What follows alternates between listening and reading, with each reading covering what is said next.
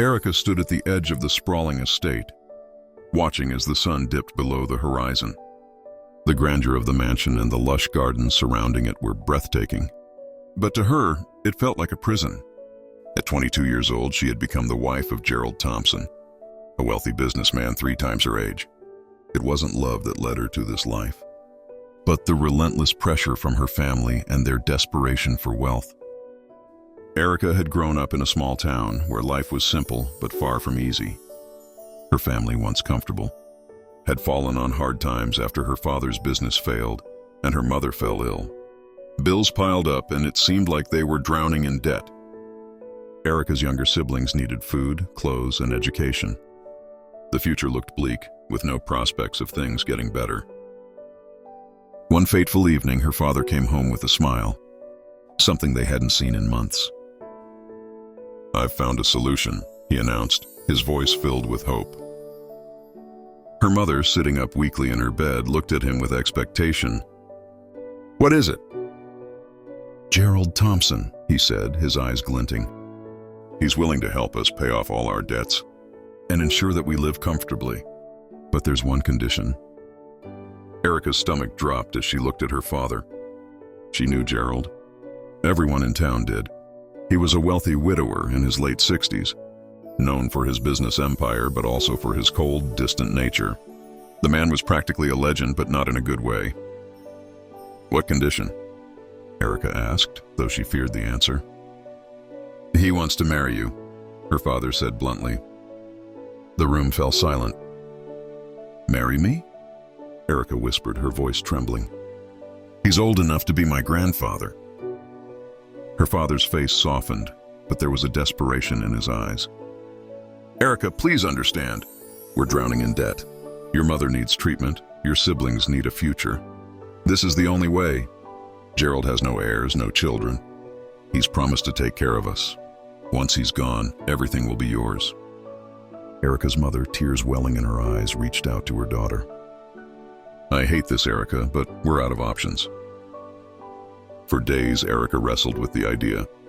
She knew how much her family was struggling. And as the oldest, she felt a responsibility to help. But marrying Gerald? The thought made her skin crawl. He was arrogant, controlling, and the rumors about how he had treated his first wife, rumors that she had been miserable before her untimely death, haunted her. Yet, as each day passed, the weight of her family's situation bore down on her. How could she watch them suffer? How could she stand by and let them lose everything? In the end, Erica agreed to the marriage, her heart heavy with resignation. The wedding was a grand affair, held in Gerald's mansion, attended by the town's elite.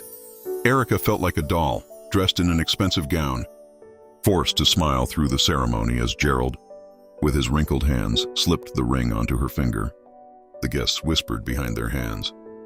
And though she smiled for the cameras, inside, she felt hollow. Gerald wasted no time asserting his control over Erica's life. She wasn't allowed to leave the estate without his permission, and he monitored her every move. At night, she lay beside him in the cold, sprawling bed, staring at the ceiling, counting the days, hoping that one day she would be free of this nightmare. But what made it worse was her family's silence. At first, they had visited frequently, basking in their newfound wealth, enjoying the luxuries that Gerald provided.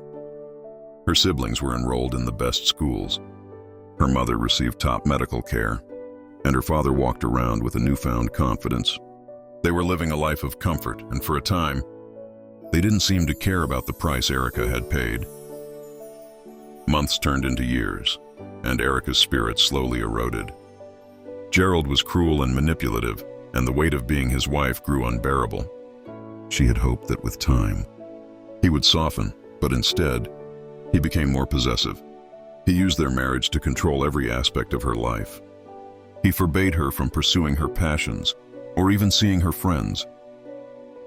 Then one night, everything changed. Gerald suffered a massive heart attack. Erica had been in her room when she heard the crash.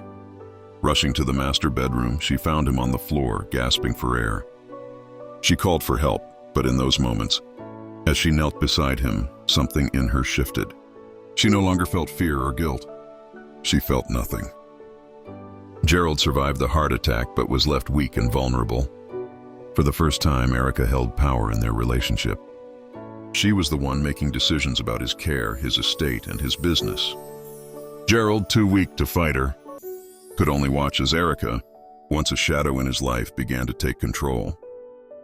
But the true twist in the story came when Erica discovered the truth about Gerald's first wife.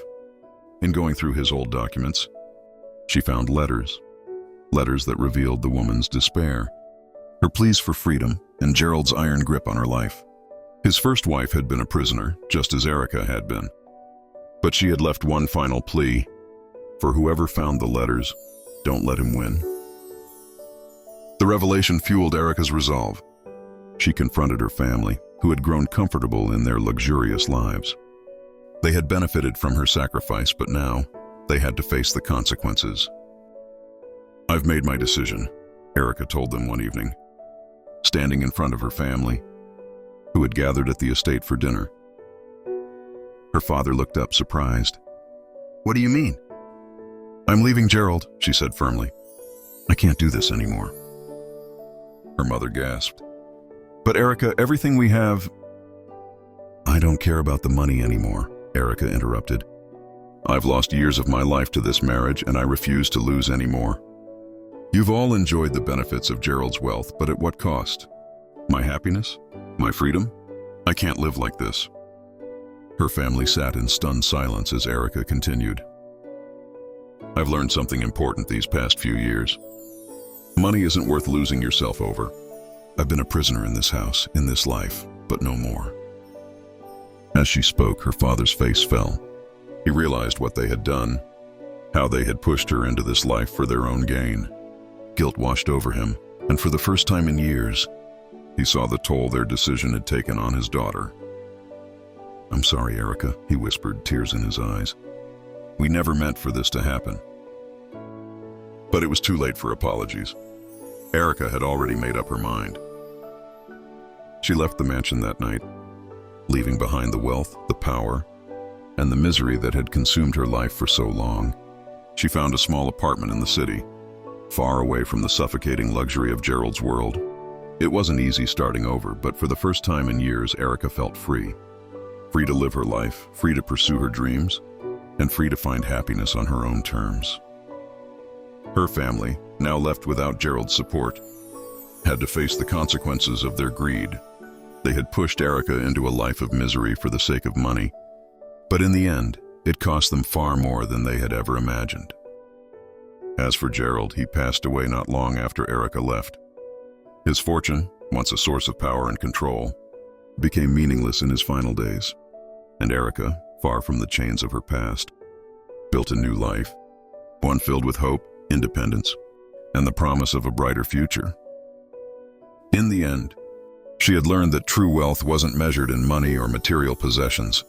It was found in the freedom to choose your own path, to live your own life, and to find happiness on your own terms. And for Erica, that was more valuable than all the riches in the world.